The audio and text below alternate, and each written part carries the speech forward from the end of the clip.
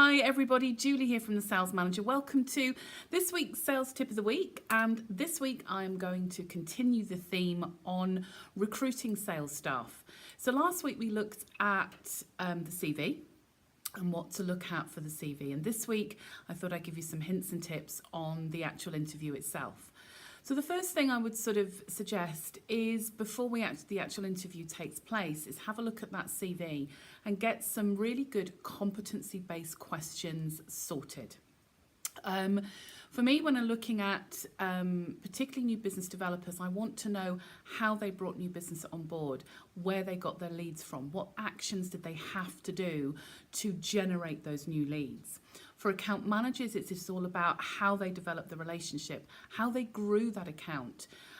For both of them, it's how they achieved targets, what sort of extra mile, what actions did they need to take to achieve those targets.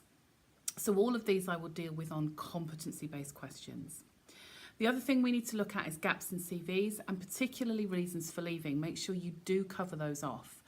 For sort of CVs where you're dealing with more experienced people, I tend to try and go back about 10 years just to cover off everything. But for me, just make sure, and for you, make sure you know those reasons for leaving. And the other tip that I'm going to talk to you about is about commissions. So if you are interviewing a salesperson, do have a conversation about what their targets were, what commission they earned, and try and get them to talk about how much commission they actually earned in a year's period. Now, there's one way that you can actually verify that, and that is through the P60. So one of the things that I sort of ask them is, if I looked at your P60, what would that confirm? Now, we all know that if we're employing staff, we have to check eligibility to work. I will actually look at passports and the ID that's required, but I also ask for proof of NI. And if you ask for a copy of the P60, you will actually be able to confirm if what they are telling you with their commission is actually the truth, because your P60, don't forget, covers off earnings for that particular year. So that's another little trick. Just ask them for their P60.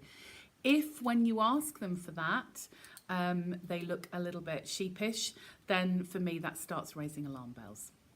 So there we go. There's some good sort of hints and tips there about sort of just what to do during the interview process. Next week, the final thing I'm going to cover off is just some ideas about how to put some KPIs in place and how to actually manage that salesperson when they come into the business.